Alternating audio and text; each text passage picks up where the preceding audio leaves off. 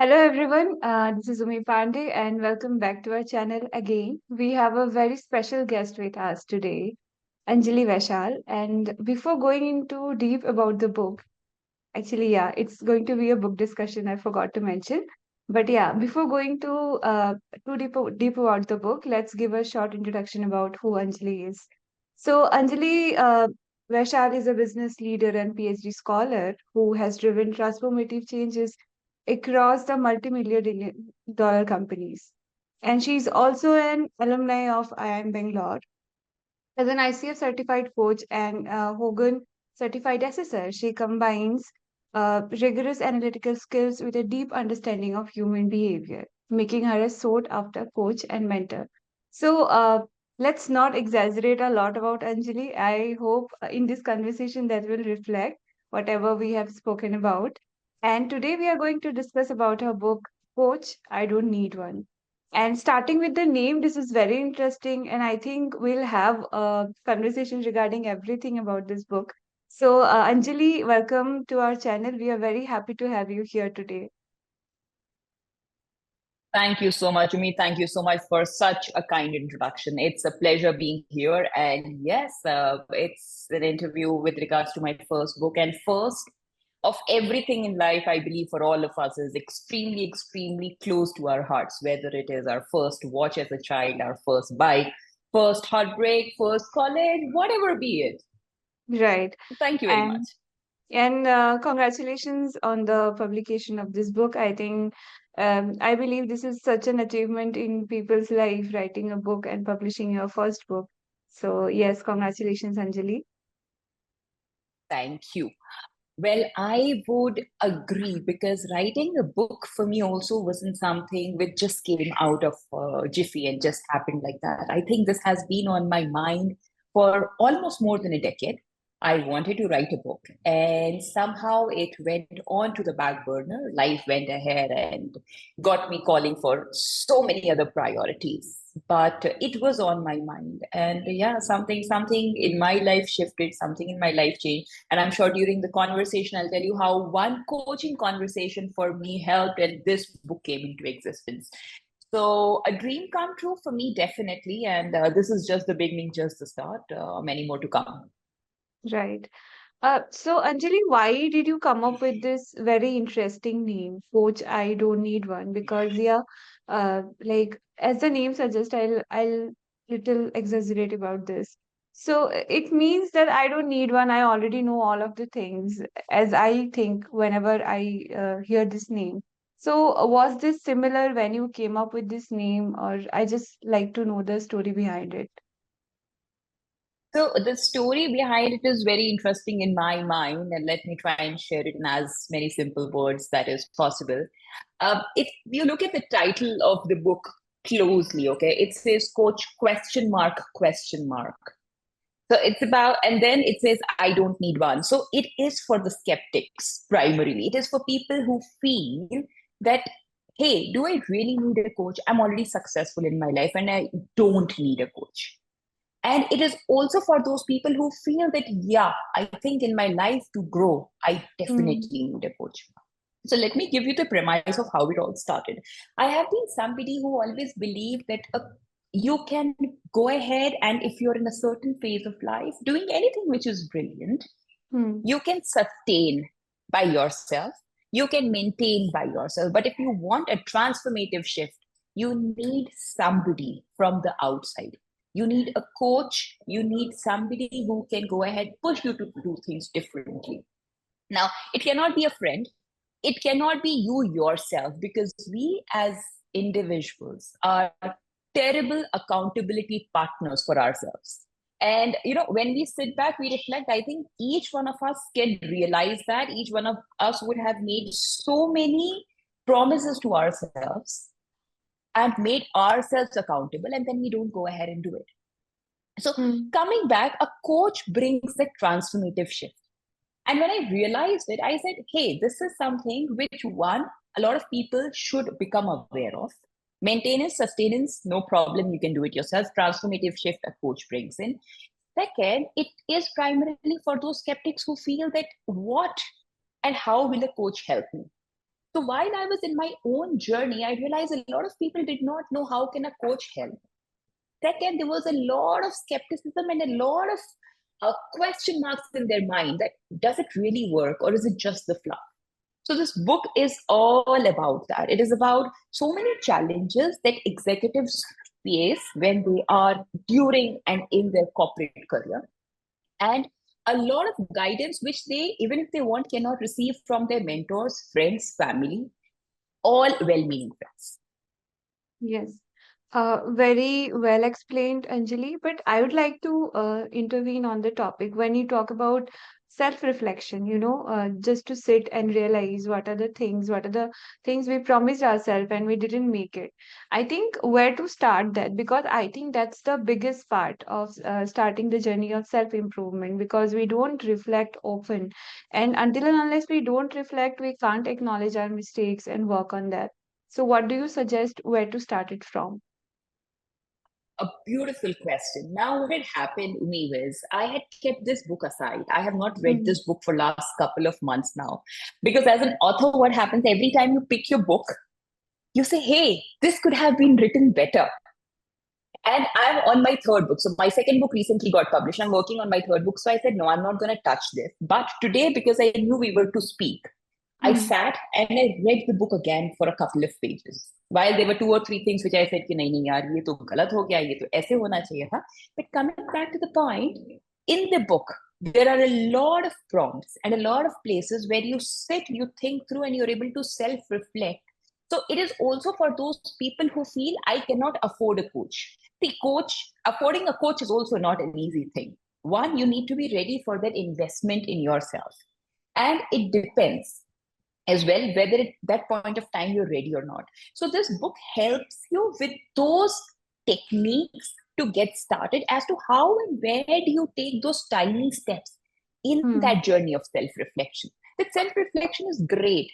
What to self-reflect on, how to prioritize, what to prioritize on. There's so many things. You open Instagram today, you would probably in an hour, if you're somebody who's into self-development, see mm, some 1 hour, around 45 reels. But the question is, out of those 45, and if all 45 are on self-development, the question is, out of those 45, you cannot do all. You will have to pick those three or those four. So the book helps you with that entire process of what to self-reflect, how to self-reflect, and how to take the next step. okay. So, Anjali, when you wrote this book, this is your first book. So, did you also incorporated things that you have done professionally or like at your personal level? So, Umi, for me, writing this book was not easy. And why it was not easy was because for a couple of months, I was struggling what should be the structure of the book. Mm, Now, there's a very certain way of writing that I have, which I had literally forgotten. So, as a kid, as a teenager, rather, I would not say a kid, but as a teenager, I won a lot of awards at school, which were on the spot essay writings, on the spot poem writing. So, I knew I had that spell of creativity, but I had literally forgotten how, what, when, where. It was last year in one of the coaching conversations with my senior coach that I realized that there's a very specific way that I want to write in. And mm, hence this book came into existence. So this book is not a very, heavy theory book. The beauty of the book is you have a concept and then you have a real life coaching conversation, but obviously the all the confidentiality of the people who were a part of it has been maintained. So this has that expression of what a senior leader faces during their corporate career. Let me give you an example. A lot of senior leaders face the challenge of executive isolation. Now they're at the top, mm, they cannot go ahead at times be vulnerable because the first thought that comes in, hey, if I'm vulnerable, what will people around me feel? They will feel I'm weak, and probably that would not help me get my next promotion, or that would become a sign of weakness in front of people. Now, executive isolation is one which has been tackled and handled in the book, and there are a lot more other things which come in a very conversational form.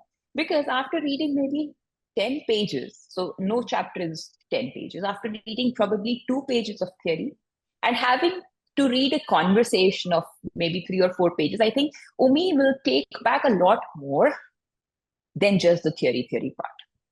So hence Right. it becomes a mix of not only coaching, not only the basic concepts, but also a lot more relatability to how your life is at the moment. Right. So when you talk about the book, it's not about how do you perform at corporate, like, are you trying to say that? Or like in general life, we can incorporate all the things that are mentioned in the book. Well, primarily, this would be 80% of it would be for senior and middle executives in the corporate life. Okay. So Right. if it has to be about self-development, personal development, and storytelling, then probably people have to pick my second or third book. But this primarily is for senior and middle management executives who are right now enjoying that corporate jungle gym and fighting those battles out, lifting those heavy weights. Right.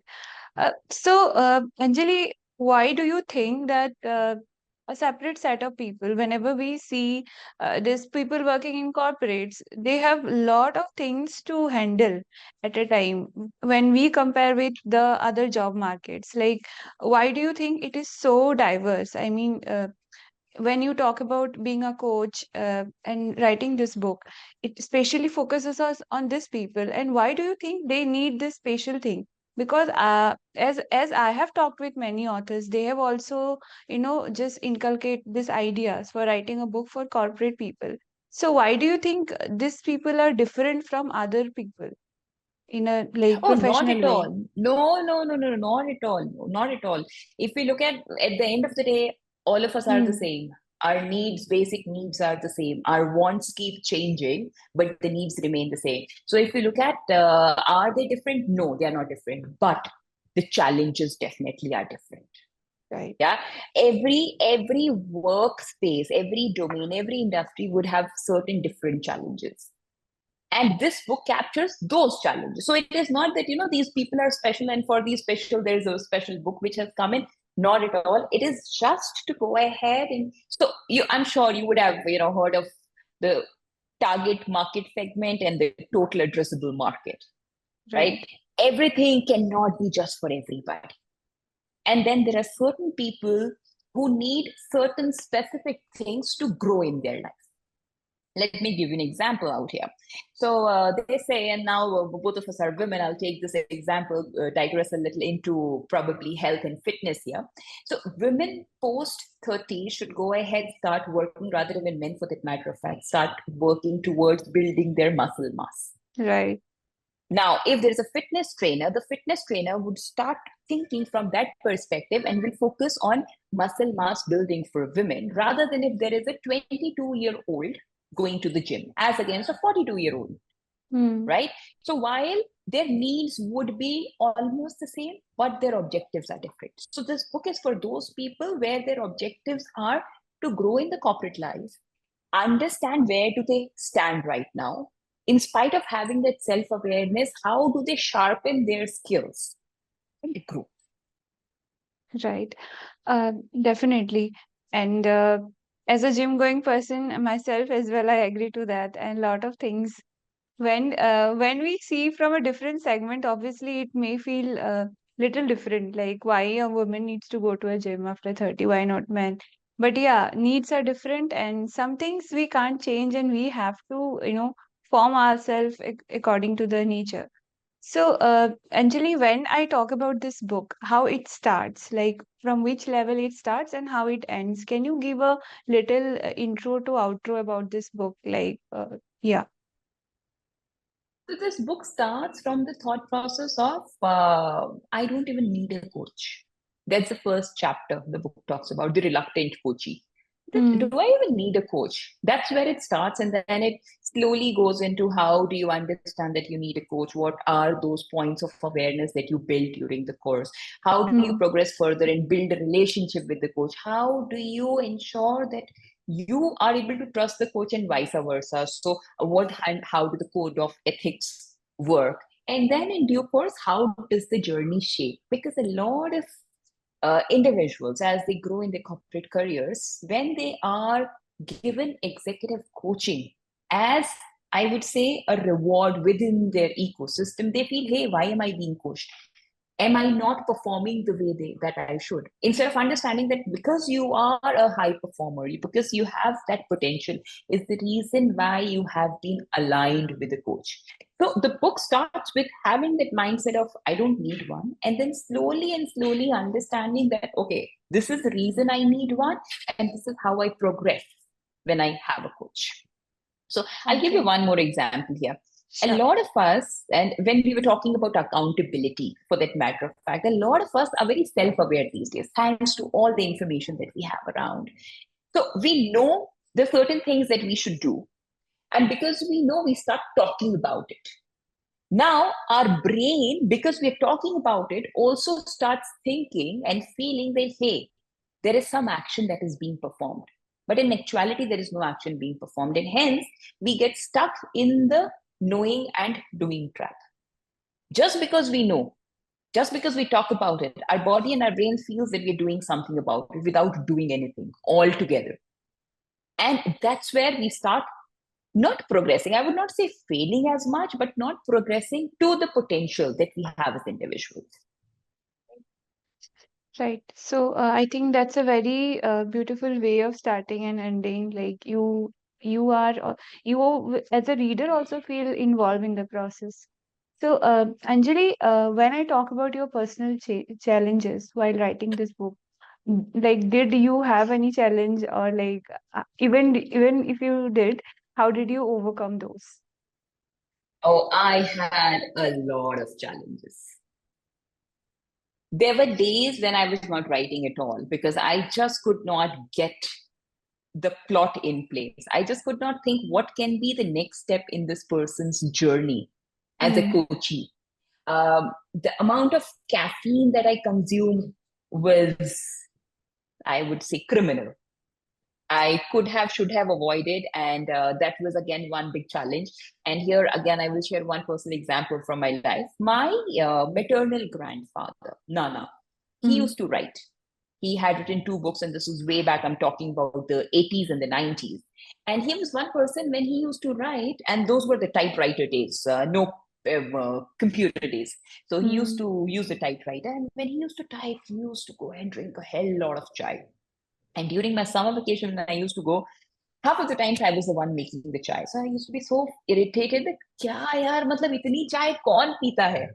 And when I was writing, we trust me, I had so many times that smile on my face because I could Remember recollect, those. I could reconnect, I could remember those nostalgic childhood memories and days of mine where I was frustrated that somebody's asking for so much chai. And I know Hmm. my family members would have gone through the same, but one definitely was not getting the story right because, as I said, it has uh, it has the theory part, it has the subject matter, and then it has a coaching conversation. So getting the right words in the coaching conversation, because when you and me talk and when it has to be put into the book, there has to be a slight Hmm. difference, right? Right. So that's the challenge that I faced. Not being able to write for days and then being upset with myself that what the hell am I doing? How can I not finish the book and why am I wasting my time? So primarily these were the two, apart from a lot many which were who would read my book? Should I even write a book? There are so many books already. Every week, or rather every day, there are thousands and thousands of them being published. And after finishing the book was finished, I thought I'll go ahead and take some feedback from family and friends. And some of them were like, oh, it's nice, we liked reading it. Some of them said, hey, it needs improvement, and some said it's utter rubbish, we could not even connect. And those were the days wherein I don't know, I was like feeling sorry for myself that I've invested so much time, energy, and some people are saying they don't like it at all. And I remember a very wise advice from one of my friends, and she said, listen, you've done the best work that you could do according to yourself. You've put your heart and soul. Now, people who need to find it will find it. You need to detach and you need to move on to your next project, to the next thing in your life. And I said, wow, this is such phenomenal advice. And before sending the book for publishing, I ensured that I put that advice in the book as well, because that's how conversational the book is. Yeah, right. And I But think your before I friends, let you take over, there's yes, one thing that I yes. want to tell everybody who's even thinking of writing a book. Just please go ahead, get your book out. People who need to find it will find it. It might take some time, but make it happen. Yes, yes, definitely. Now it's my time to take over. Sorry. Uh, Over to so you. yes, yes. So Anjali, when you wrote this book, like, how much time it took you to finally write and compile this? Um, do I start with the mental journey or do I start from day one? No, the day you started actually Day writing one? the book. Okay, no Yeah. mental, no mental journey. Okay. So the title of the book was decided on 25th of Jan 24. So 25th Jan 2024, the title of the book was decided. Me and my husband, we were out for a walk and we were just thinking, I knew I want to write a book on coaching. I know what are the nitty-gritties which are going to go into it. But beyond that, I wasn't sure. And we were thinking about the title. And my husband said, you know what? Title is the last thing that you do. I said, no, I'm going to go the Mhm. reverse way. I'm going to start with the title and then get my book. So yeah, he wasn't very happy about it. But during that walk, we said, okay, what if we have the title as coach question mark, I don't need one. This would be for people who feel they don't need a coach. And it will also be for the Mhm. people who feel they need a coach.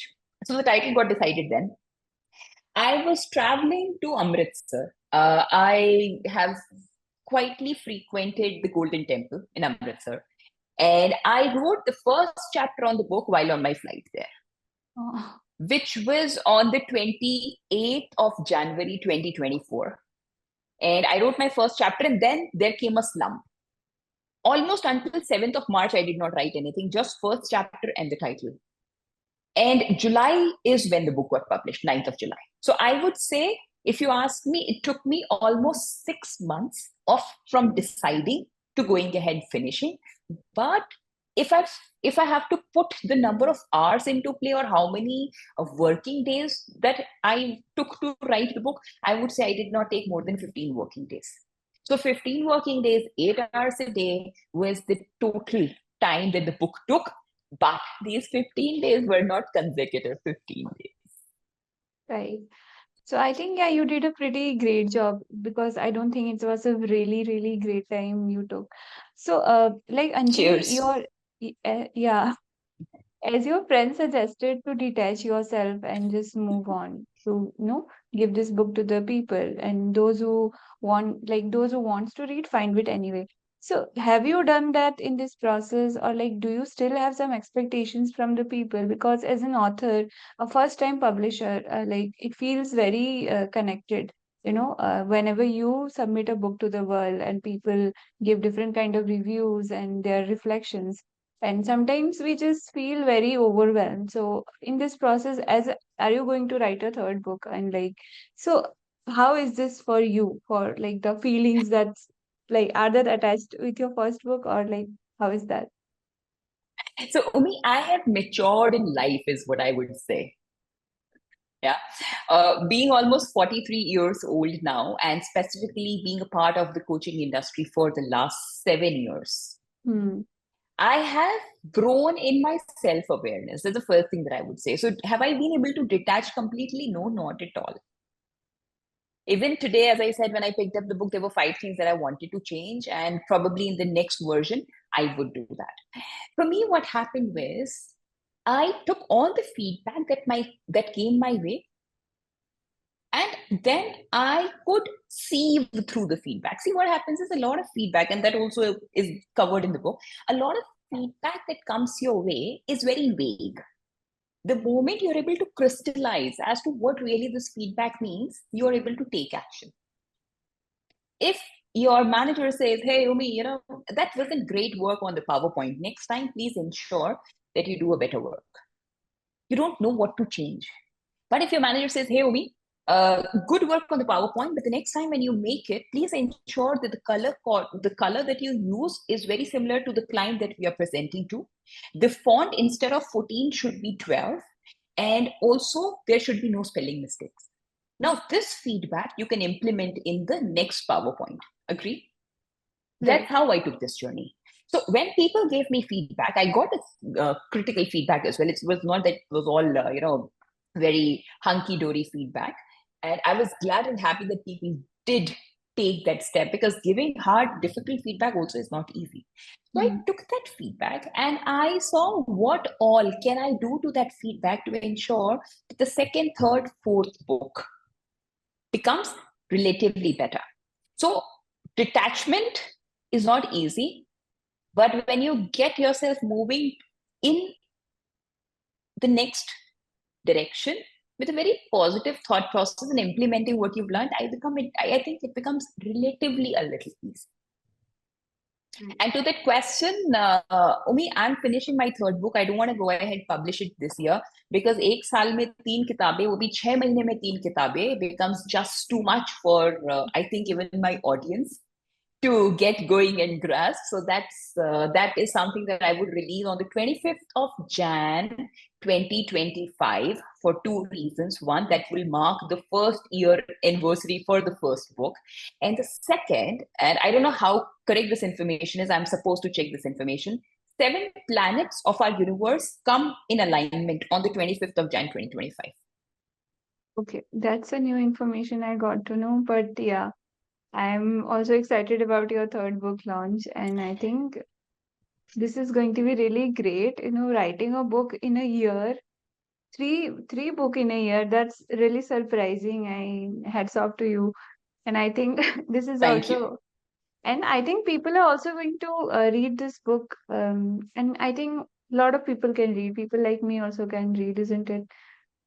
Absolutely, absolutely. So while it is an executive coaching, it's also about how do you grow yourself as an individual in a corporate space. Will it resonate to a homemaker?